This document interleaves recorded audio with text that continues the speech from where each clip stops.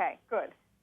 We've just heard reports, Admiral, that a number of U.S. soldiers were killed in a suicide blast in Kandahar in southern Afghanistan, along with an Afghan interpreter for the U.S. military.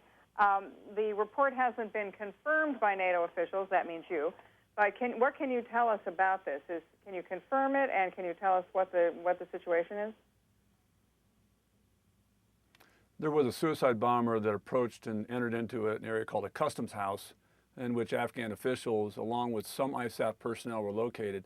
I believe at this hour, no ISAF personnel were killed. There were a non-Afghan individual, I believe, that was killed, so a foreigner, and several injured. But the details are still a little sketchy as I came over to do this interview. But it looked like he did penetrate inside the customs house, and he did blow himself up, so there were some deaths and injuries.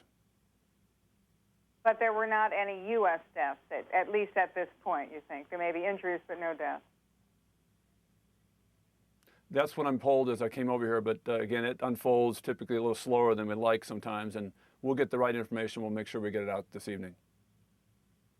Okay, Admiral, if we could, let me ask you, one of the things that I've been struck with in the last few days is General Petraeus, who is not known for being overly optimistic. He's known for being a realist in any situation, and in fact, to be less than optimistic until it's absolutely warranted. He seems to have had a real sort of note of triumph in his voice in the last couple of days and weeks. Is this an indication that the surge in Afghanistan is succeeding? If he was sitting here, he'd be the first to tell you, as you sort of pointed out, that he's neither an optimist nor a pessimist. I think he sees the situation for what it is, which is a dramatic change in the last several months for sure, and really over the last 18 months, some pendulums that have swung in our direction in certain parts of the country. Not in every part of the country, but there has been a palpable shift in the momentum. We have clearly gained the initiative in areas around Kandahar and westward into Panjwai, Zari, Maiwand, all the way into Helmand. The Taliban have certainly been put back on their heels, and they're going to fight back this spring, and we know that. But we've made a lot of progress, and he's really pointing out, I think, to everyone that there's a change. It's coming. And we just got to keep pressing. Okay, well, Admiral Smith, the lull that you've seen in the fighting, normally in Afghanistan, as I understand it from when I was there, everything slows down in the winter because of the snow, the weather, and then there's spring offensives. So is the lull that you've seen weather-related, or is it because the surge has been successful, Admiral Smith? Well, really, up until the last couple of days, there was very little snow. And temperatures were very mild across all of Afghanistan. What we do know is that the Afghan leadership that's leading from luxury of Pakistan, and as well as the Afghani leadership in the North Waziristan area, have been telling their fighters to stay in Afghanistan and fight through the winter because they've lost so much ground over the last 12 months. That was their intent. Clearly, though, many of the fighters have chosen not to fight. And then there is that seasonal lull you talked about. In fact, the snows the last couple of days remind us that the weather can turn very quickly here, and when it does, it typically slows down not only the enemy's activities, but those of our coalition forces and the Afghan security forces. All right, Admiral Smith, when you talked about the success that you're seeing in the south, southeast, southwest, is that because you're defeating the Taliban and they're either going home, they're laying down their arms, or is it because they're moving to another part of the country, maybe living to fight another day? Well, you certainly drive the Taliban in many cases away from the population centers. Those that don't, you typically will kill or capture. In the main, though, you're seeing a shift of the Taliban out of the population areas driven out by the coalition Afghan security forces, and they're really not welcomed anywhere else in Afghanistan. And it's very difficult for them to set up and begin an operation somewhere else. What they do typically go to ground. If they're from the local area, they may simply lay down their weapon and literally go back home. And we do know, of course, that several return back to Pakistan. That's the traditional flow during the winter months, is back to the areas of safety inside Pakistan, typically to rest and to train and to get sort of refreshed and wait for the season to start anew after the poppy harvest in the spring.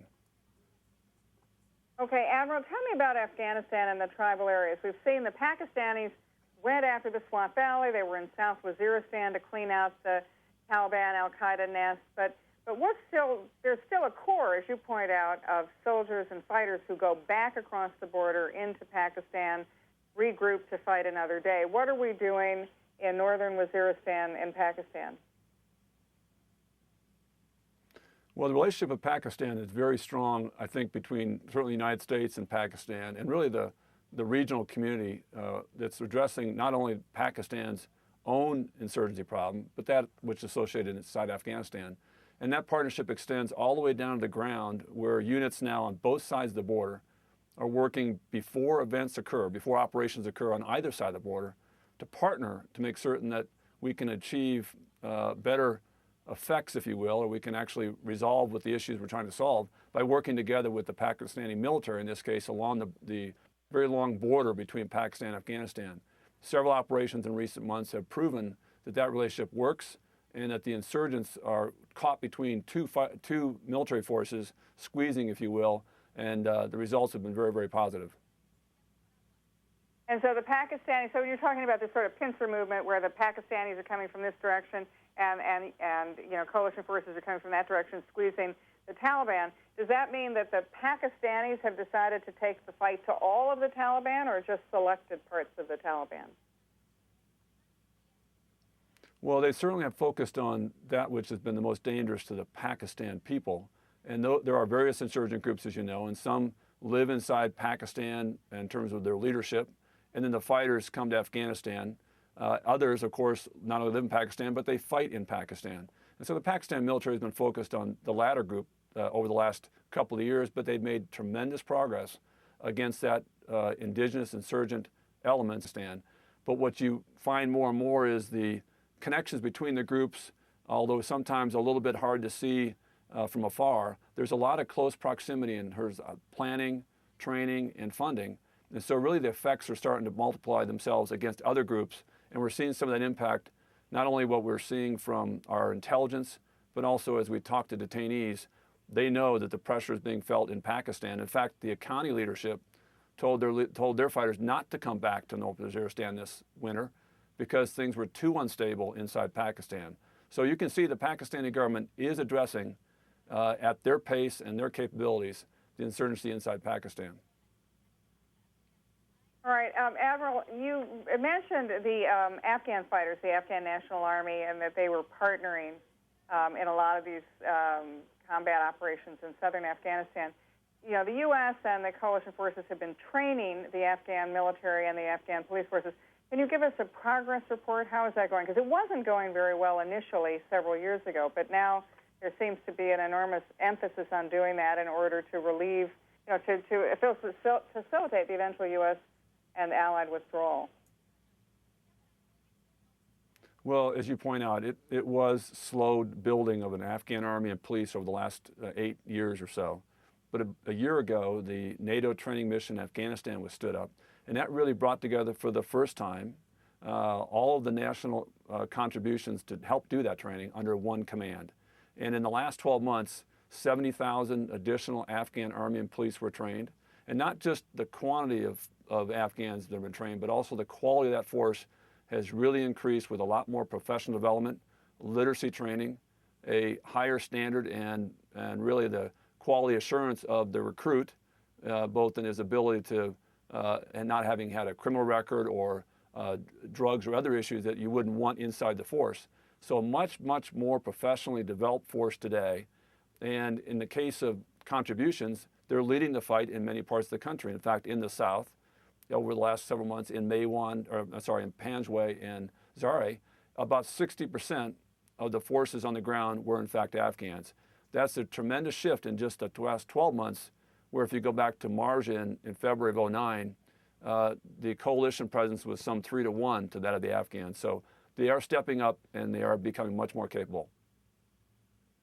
Well, Admiral Smith, thank you very much for giving us that situation report on the ground from Kabul, Afghanistan. And we've been talking to Rear Admiral Gregory Smith, who is the Deputy Chief of Staff for Communications for the U.S. and Allied forces in Afghanistan. Thank you so much for your time, and keep safe. Thank you. Thank you, KT.